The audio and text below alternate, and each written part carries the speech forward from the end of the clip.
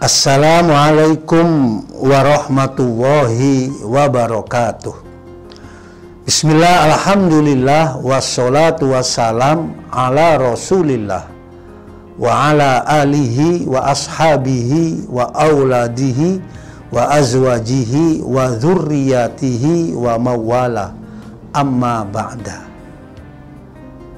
Pemirsa Ngebakul di mana saja Anda berada, yang dimuliakan Allah Subhanahu wa Ta'ala. Ketika zaman Nabi, anak-anak para sahabat ditanya oleh kedua orang tuanya, "Nak, kelak kamu mau jadi apa?" Anak-anak sahabat Nabi ketika itu mayoritas menjawab ingin menjadi angkatan perang Rasul, ingin menjadi mujahidin membela agama Allah, ingin menjadi junudullah, junudu Rasulullah Shallallahu Alaihi Wasallam. Kenapa menjawab seperti itu anak-anak sahabat? Mayoritas menjawab seperti itu karena di dalam benaknya, andekan nanti menjadi angkatan perang membela agama Islam, membela agama Allah, kalau menang akan memperoleh rampasan harta yang banyak.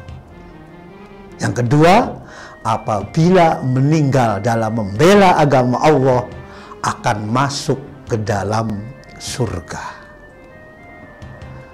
Sahabat Ngebakul yang dimuliakan Allah Subhanahu wa Ta'ala. Beda ketika zaman saya waktu kecil. Kalau orang-orang tua bertanya kepada saya, guru-guru bertanya kepada saya, "Wahai kalian kelak mau menjadi apa?" Kami sepakat, mayoritas di kelas itu menjawab, ingin jadi dokter, Ibu, ingin jadi tentara, Ibu, ingin jadi insinyur, Ibu, pada saat zaman saya waktu kecil. Tetapi kemudian perubahan terus berjalan.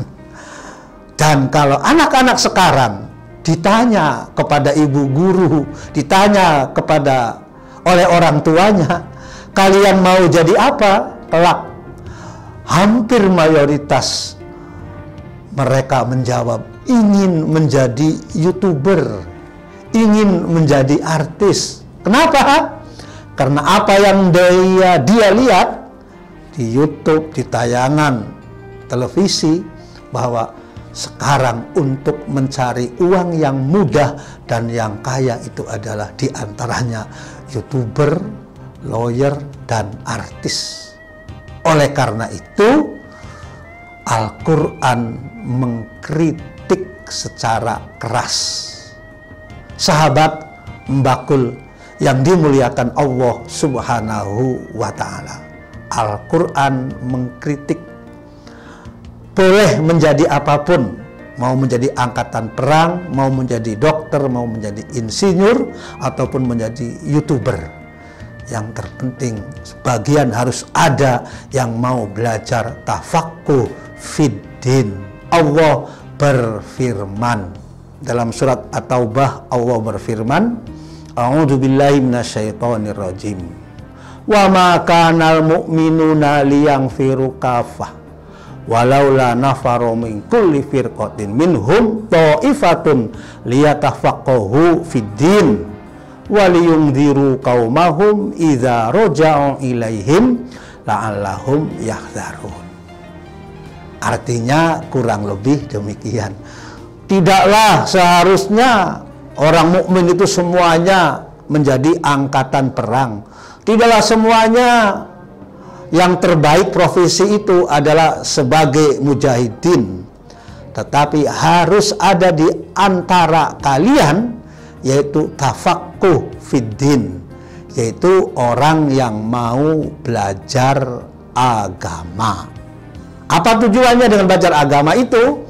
memahami Al-Quran, hadis, dan lain sebagainya untuk disampaikan kepada khalayak umum, untuk disampaikan khalayak masyarakat banyak, agar mereka bisa memberikan pelajaran, agar mereka bisa memberikan informasi tentang kebenaran, keesaan Allah Subhanahu wa Ta'ala. Sahabat bakul yang dimuliakan Allah Subhanahu wa Ta'ala, maka tafaqquh fiddin, belajar ilmu agama. Kalau ikon PBNU kan, ayo mondok, al-audah ilal ma'had, kembali kepada pondok. Untuk apa? Kalau dalam bahasa Jawa, tafaqquh fiddin itu oleh Mbah Sunan Bonang disebut dengan ngaji. Apa sih ngaji itu sebetulnya?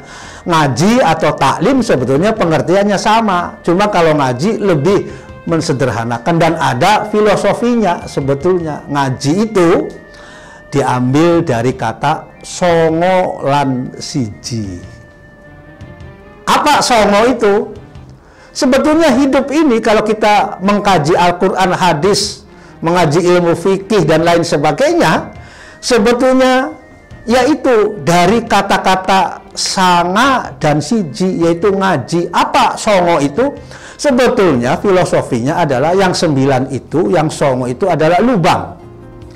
Lubang manusia ini jumlahnya ada 9. Coba kalau kita lihat, mata ada 2, telinga ada 2, hidung 2, 6, ditambah 1, yaitu mulut 7. Yang 2 di mana? Yang di bawah, kubul dan dubur, anus dan kemaluan. Itu jumlahnya 9. Semua 9 ini, lubang 9 ini sebetulnya Al-Quran banyak melarang mulut untuk menghibah orang. Mulut tidak boleh mencaci maki. Ini kan lubang, ada hukumnya, dosanya sangat besar. Tetapi lubang mulut pun bisa dijadikan media untuk zikir kepada Allah Subhanahu wa Ta'ala, untuk menggapai pahala yang teramat banyak. Bisa dengan membaca Al-Quran dan lain sebagainya. Maka kata 9 atau songo, semua lahir hukum itu. Telinga kita mendengarkan yang baik-baik, maka dengan pendengaran itu kita akan memperoleh pahala. Tetapi sebaliknya, telinga kalau digunakan pendengarannya untuk hal-hal yang maksiat, maka pendengaran itu menimbulkan dosa, menimbulkan kemaksiatan. Begitu juga hidung, mulut, apalagi mulut itu cangkem, kata orang Jawa itu. Kenapa cangkem itu? Ya cangkem itu biasanya pagi-pagi pengennya ngerumpi, pagi-pagi pengennya ngobrolin orang, pagi-pagi ngomelin suami, ibu-ibu umpamanya. Itu makanya kalau orang Jawa, mulut itu dinamakan cangkem. Apa cangkem itu? Dicangcang, beh mingkem itu. Sahabat mbakul yang dimuliakan Allah Subhanahu wa Ta'ala, lahirnya hukum rajam perzinahan, lahirnya hukum dalam ilmu fikih itu ada zina muhson, ada ghairu muhson. Itu pun dilahirkan disebabkan karena itu lubang faraj yang tidak sah secara hukum Islam menggunakannya. Bahkan lubang-lubang itu, lubang-lubang faraj dan lain sebagainya, itu maka disebut 9. Maka inilah ngaji, disebut dengan ngaji. Maka kalau kita ingin selamat dunia dan akhirat, maka kita harus pandai menjaga lubang yang 9. Gunakan lubang yang 9, mulut kita, telinga kita, hidung kita, mata kita, lubang yang lainnya kita gunakan untuk meraih sebuah kebaikan.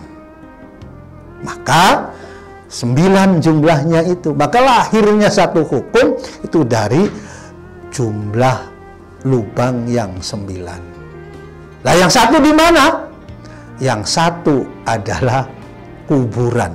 Semua manusia itu akan berakhir kepada liang lahat, akan berakhir di liang kubur. Allah mengingatkan, Bismillahirrahmanirrahim, alhaakumut takasur hatta zurtumul maqabir. Kalau orang Jawa, kalau orang Betawi, kobir itu hatta zurtumul maqabir. Makanya kobir itu. Banyak orang lalai, banyak orang di dunia ini lalai karena hartanya, karena bekerja, karena kesibukannya. Padahal ujung-ujungnya akan masuk ke lubang yang 10, yaitu lubang kuburan, yang nanti di sana akan dipertanyakan, akan dipertanggungjawabkan amal kebaikan dan seluruh amal keburukan. Di sanalah awal dari apakah kita termasuk orang-orang yang akan memperoleh kebahagiaan nikmat kubur atau akan memperoleh siksa kubur. Maka marilah kita mengaji, marilah kita mengaji, marilah kita belajar, yaitu kita memanfaatkan lubang yang 9 dan mengingat lubang yang 1, yaitu alam kubur, yang pasti semua kita akan memasukinya. Mudah-mudahan bermanfaat. Wallahul muwaffiq ila aqwamit thoriq. Wassalamualaikum warahmatullahi wabarakatuh.